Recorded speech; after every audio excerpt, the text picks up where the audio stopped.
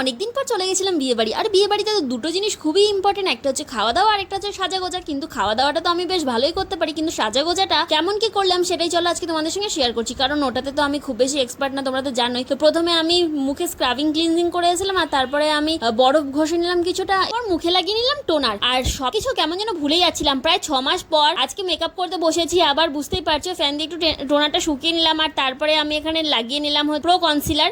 আমি এখানে অরেঞ্জ কালারটা লাগিয়েছিলাম। এরপরে আমি নিয়ে নিয়েছি ফাউন্ডেশন, আর ফাউন্ডেশনের সঙ্গে কিছুটা আমি ডিপ কালারের এখানে কনসিলার মিশিয়ে নিয়ে তারপরে আমি এখানে দিচ্ছি, কারণ আমি যে ফাউন্ডেশনটা কিনেছি ওটা আমার স্কিনের থেকে অনেকটাই লাইট, তার জন্য আমি একটু এটাকে ডার্ক করার জন্য আমি একটুখানি সাথে কালারের কনসিলার মিশিয়েছিলাম। এরপরে ভালোভাবে এটাকে ব্লেন্ড করলাম। ব্লেন্ড করে নেওয়াটা যে আমার কাছে সব থেকে বেশি কষ্টকর ব্যাপার। তো যাই হোক, হাতে টাতে গলায় টলায় সব জায়গাতেই লাগিয়ে নিলাম। এতদিন পর মেকআপ করতে বসে সবকিছু তো লাগানো ভুলেই গেছি। আমি একটা বলে দিলাম, যেমন আমি প্রাইমারটা স্কিপ করে গেছি, আর কি কি আমি লাগাতে ভুলে গেছি সেটা তোমরাই কমেন্টস করে জানাও। এরপরে এখানে আমি একটু লাইট কালারের একটা কনসিলার লাগিয়ে নিলাম, যেই সব জায়গাগুলো একটু কালো কালো আছে সেই সব জায়গাগুলোতে। আর তারপরে আমি এগুলোকে ভালোভাবে ব্লেন্ড করে ফিক্সার লাগিয়ে নিলাম। আর আমার আইলাইনারটাও শেষ হয়ে গেছে, আর আমি এতটাই কিপটে যে পয়সা খরচা করে আর সাজা জিনিস কিনতে ইচ্ছে করে না। আসলে কিপটে নয় হিসেবে, আসলে আমার বাজে খরচা করতে একদম ভালো লাগে না। তাই এখানে আমি কাজল দিয়ে আইলাইনার পরে নিলাম। প্রতিবারের মতো আইলাইনার লাগাতে গেলে যেরকম হয় সেটাই হয়েছিল, এক চোখে হচ্ছে তো আরেক চোখে হচ্ছে না। এরপর আমি একটা পিঙ্ক কালারের আই শ্যাডো লাগিয়ে নিলাম, আর তারপরে একটু হালকা করে জাস্ট ভ্রুটা একটু বুলিয়ে নিলাম। আর তারপরে আমি এখানে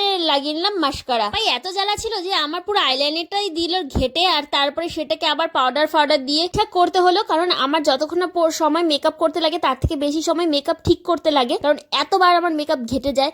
যাই হোক, শেষমেশ হলো। আমি এবারে ঠোঁটটা এঁকে নিচ্ছি, আর ঠোঁট এঁকে নিয়ে আমি লিপস্টিক পরে নিচ্ছি। আমার সেই রেড কালারের লিপস্টিকটা, আপাতত এই একটাই লিপস্টিক রয়েছে আমার কাছে। মাঝে মধ্যে নিজের মেকআপ দেখে নিজেই ভাবতে পারি না যে এই মেকআপ নিয়ে আদৌ লোক সমাজে যাওয়া যায় কিনা, লোকে আদৌ মেনে নেবে কিনা, মানে আদৌ আমাকে কেমন লাগবে ওদের সামনে। যাই হোক, এখানে একটু হালকা আমি ব্লাশার নিয়ে আমি এখানে একটু সুন্দর করে লাগিয়ে নিচ্ছি, যেন একটু গালগুলো সকসক সকসক করে। মানে তার কারণ হচ্ছে আমার খুব ভালো লাগে ওইটা, কিন্তু আমি কখনো করিনি, এই ফার্স্ট টাইম আমি একটু ওগুলো লাগালাম। আর এই যে আমি নতুন শাড়িটা পরে আমার রেডি হয়ে গেছে, যেই নতুন শাড়িটা আমি নবদ্বীপ থেকে কিনেছিলাম, আর সেটা এখনো অবধি পরা হয়নি, আজকে সেই শাড়িটাই পরে নিলাম। শেষে জানতে চাই যে আমার মতন কে কে আছে যারা মেকআপ করতে একদমই পারো না, আর আমার মেকআপটা কেমন হয়েছে সেটাও অবশ্যই তোমরা কমেন্টস করে জানাবে। তাহলে চলো টাটা।